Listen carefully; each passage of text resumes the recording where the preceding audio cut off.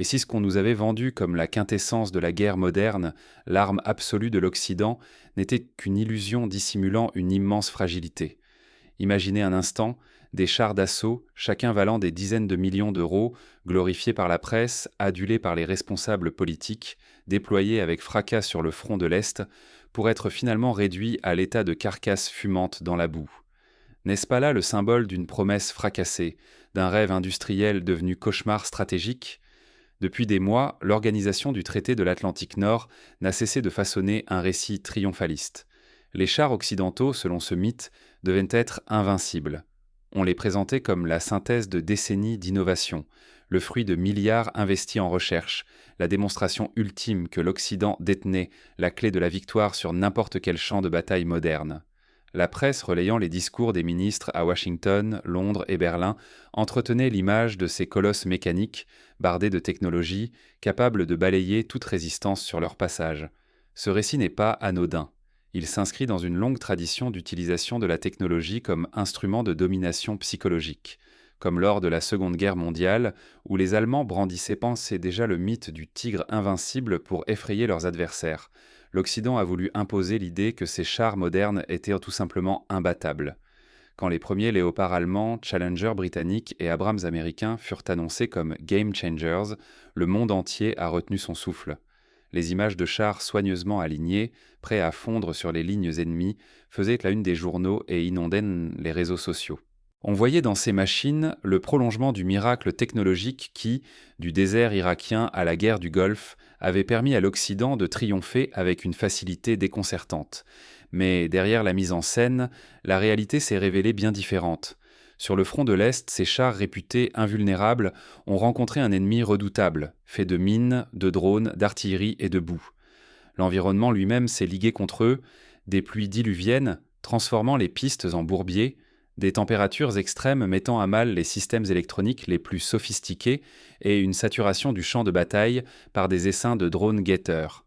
Un char Léopard, par exemple, s'est retrouvé immobilisé à peine 50 mètres après avoir quitté sa position de départ, son train de roulement arraché par une mine. D'autres, repérés par des drones FPV, ont été détruits par des munitions rôdeuses coûtant 1000 fois moins cher qu'eux. Les premières images de chars occidentaux détruits, circulant sur Telegram ou TikTok, ont fait l'effet d'une bombe. Au-delà de la déception tactique, c'est tout un système de croyances qui s'est fissuré. Les équipages, eux-mêmes, ont vu s'évanouir la confiance qu'ils plaçaient dans leurs machines. Certains ont abandonné leur véhicule en pleine opération, préférant fuir qu'attendre l'impact d'un drone suicide. Le contraste est saisissant avec les premiers jours de la guerre du Golfe en 1991, où les chars Abrams écrasaient la garde républicaine irakienne sans subir de pertes significatives. Cette fois-ci, l'ennemi avait appris, innové et s'était adapté. Comment expliquer un tel effondrement du mythe? Pour répondre, il faut remonter dans l'histoire récente et décortiquer les étapes qui ont mené à cette débâcle militaire, technique et psychologique. Car la foi dans la toute-puissance du char n'est pas née par hasard. Elle plonge ses racines dans des décennies d'expérience, de succès et d'aveuglement stratégique. L'origine du mythe occidental du char invincible remonte à la Seconde Guerre mondiale, puis s'est cristallisée dans les conflits du XXe et XXIe siècle. Après 1945, les armées occidentales ont tiré les leçons des batailles de blindés géantes, Koursk, El Alamein, les Ardennes. Chaque victoire semblait confirmer la supériorité de la technologie alliée. Mais c'est surtout la guerre du Golfe, en 1991, qui a figé l'image du char occidental comme arme absolue. Les images de T-72 irakiens détruits sans effort par les Abrams et les Challenger ont marqué les esprits. Pendant des décennies, dans les écoles de guerre et les manuels d'histoire militaire, cette supériorité a été présentée comme acquise, presque naturelle. Cette confiance s'est renforcée lors de la guerre d'Irak en 2003, où les colonnes de blindés occidentaux pénétraient en territoire ennemi à une vitesse inédite. Les doctrines de choc et stupeur reposaient sur l'idée que la supériorité technologique pouvait briser toute résistance. Les blindés étaient non seulement puissants, mais aussi connectés, capables de recevoir en temps réel des informations du champ de bataille, de coordonner leurs tirs, d'utiliser des munitions intelligentes. Les industriels, de leur côté, rivalisaient pour d'innovation. Chaque nouvelle version de Léopard, d'Abrams ou de Challenger promettait une invulnérabilité accrue, des systèmes de protection active révolutionnaires, des blindages composites jamais égalés. Mais au fil du temps, cette foi s'est transformée en dogme. Dans les années 2020 à 2022, alors que les tensions montaient en Europe de l'Est, l'Organisation du traité de l'Atlantique Nord a lancé une immense campagne médiatique pour rassurer ses alliés et impressionner ses adversaires. Les Léopards allemands, Abrams américains et Challenger britanniques sont devenus les porte-étendards de la puissance occidentale. Dans les salons d'armement, on affichait fièrement les chiffres. Le Léopard vaut plus de 10 millions d'euros, il est protégé par des couches de blindage réactif, il peut tirer en mouvement grâce à un ordinateur balistique dernier cri. Les vidéos promotionnelles montraient des chars franchissant des obstacles, détruisant des cibles à plusieurs kilomètres, opérant de nuit comme de jour, dans le désert comme dans la neige. Cette propagande a atteint son paroxysme au moment des premières livraisons de chars occidentaux à l'Ukraine. Les médias occidentaux présentaient ces machines comme la clé du succès de la contre-offensive. Rien ne pourra résister à la puissance combinée de nos chars, affirmait-on sur toutes les chaînes d'information. Dans les talk-shows, les experts multipliaient les comparaisons flatteuses. Le Léopard est à la guerre moderne ce que l'avion furtif fut à la guerre aérienne. Les responsables politiques, eux, pariaient leur carrière sur la réussite de cette stratégie. Aux yeux du public, l'issue du conflit ne faisait plus de doute. La victoire de l'Ukraine et de ses alliés semblait quasi assurée. Mais l'histoire militaire regorge de précédents où la surconfiance dans une arme miracle s'est retournée contre ses promoteurs.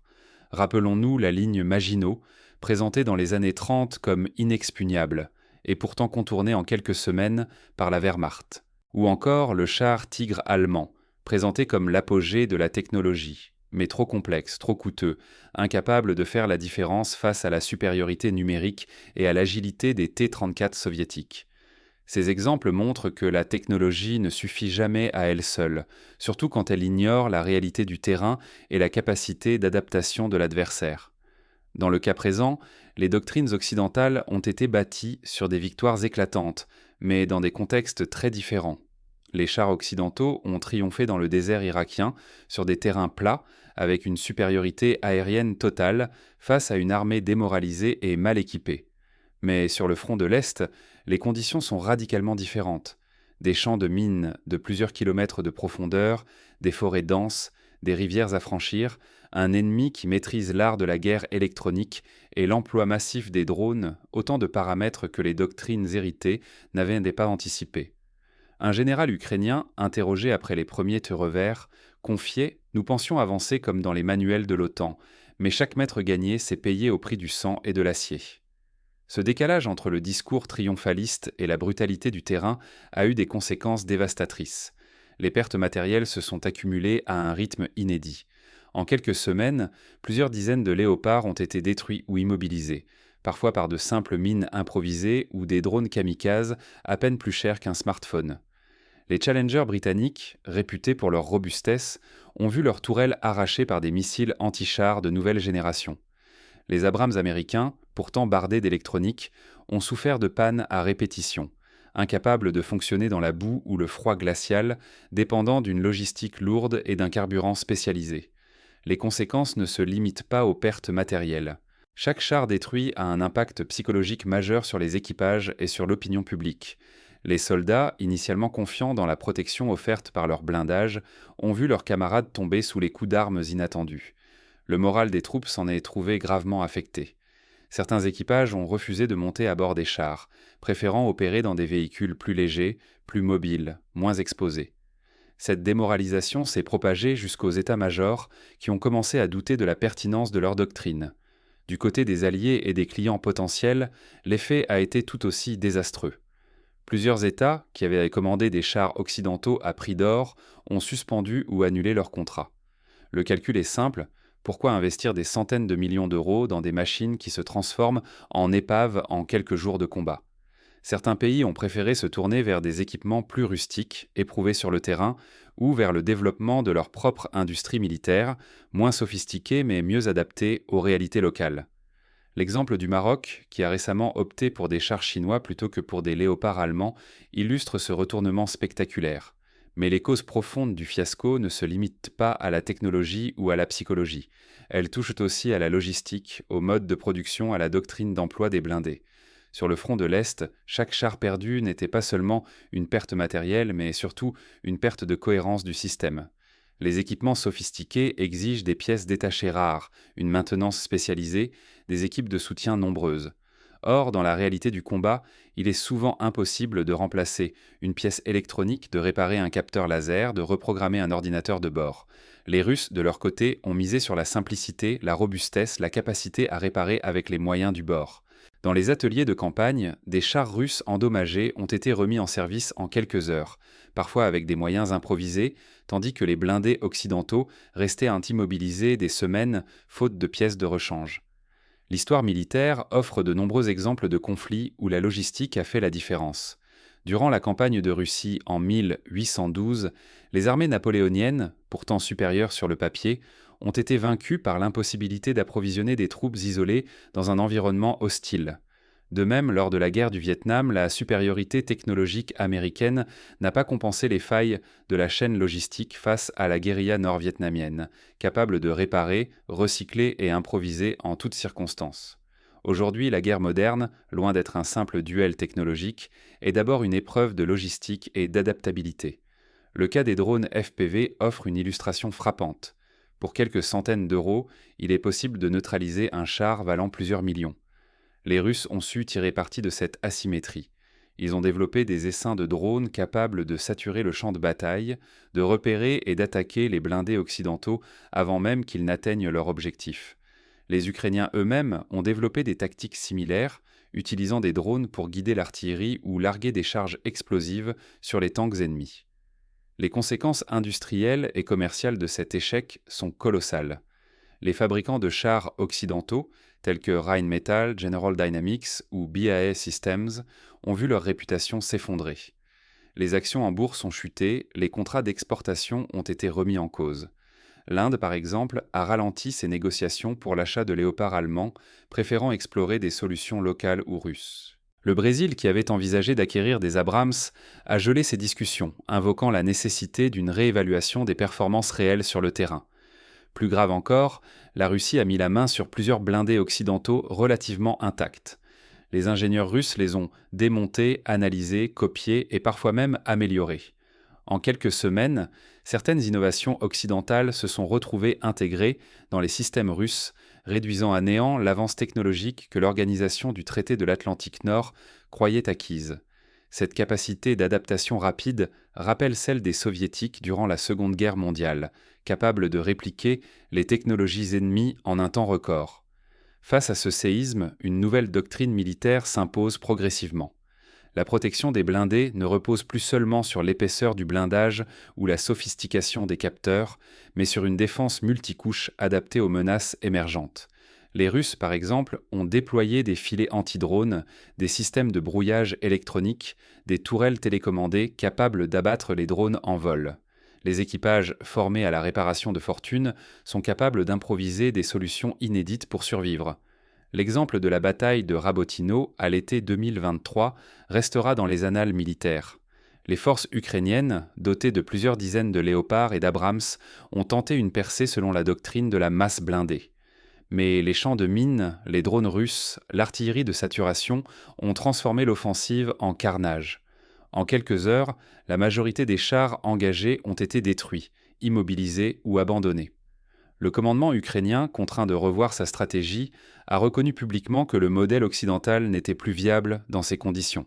Face à l'effondrement du mythe, certains responsables occidentaux ont tenté de minimiser l'ampleur du désastre, invoquant des erreurs de tactique, des maladresses logistiques, voire des aléas météorologiques.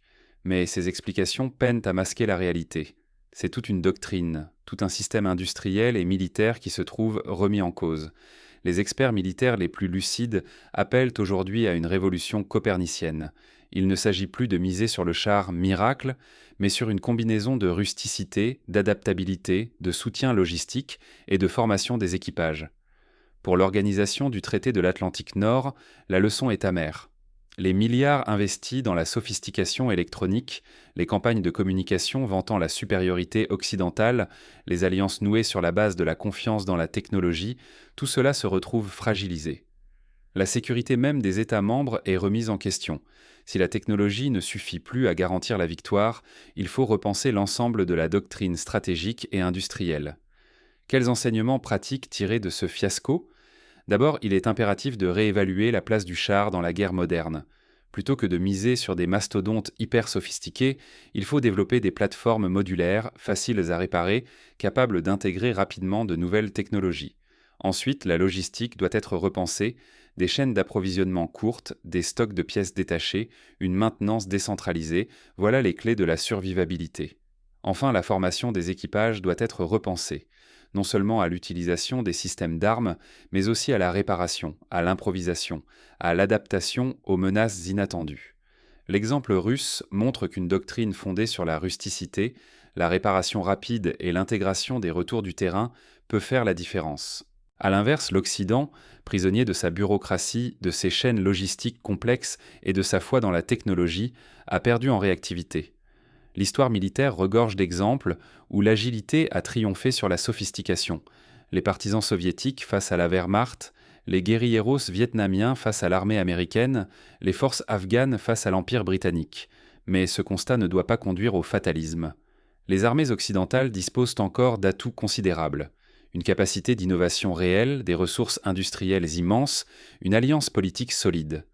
À condition d'accepter les leçons du terrain, de repenser la doctrine, de privilégier l'adaptabilité sur la pure sophistication, il est possible de rebâtir une stratégie efficace. Cela passe par l'abandon des illusions, par la reconnaissance des erreurs, par l'écoute des soldats et des ingénieurs de terrain. Il n'est pas trop tard pour changer. L'humiliation subie sur le front de l'Est peut devenir le point de départ d'une renaissance stratégique. Déjà, certains industriels travaillent à des solutions anti-drones, à des blindés modulaires, à des systèmes de réparation express. Des exercices conjoints sont organisés pour tester de nouvelles doctrines, intégrer les enseignements du front, former les équipages à l'adversité réelle. L'avenir de la guerre blindée ne se jouera pas dans les salons dorés ou sur PowerPoint, mais dans la boue, sous la pluie, face à l'imprévu. La victoire appartiendra à ceux qui sauront s'adapter, apprendre, improviser, réparer. La technologie restera un atout, mais elle ne sera jamais une garantie absolue. La vraie supériorité, c'est la capacité à durer, à rebondir, à tirer parti de chaque échec pour progresser. En conclusion, l'effondrement du mythe du char invincible n'est ni un accident, ni une simple défaillance technique. C'est le symptôme d'une vision stratégique aveugle, incapable de voir au-delà de ses propres certitudes. Aujourd'hui, il appartient à l'Occident de regarder la réalité en face, de transformer l'humiliation en leçon, de rebâtir sa puissance sur des bases plus solides. L'humilité, l'apprentissage, la rusticité, l'innovation raisonnée. Car sur le champ de bataille, ce ne sont ni les slogans, ni les gadgets, ni les mythes qui décident du sort des nations, mais la capacité à survivre, à s'adapter, à durer, coûte que coûte.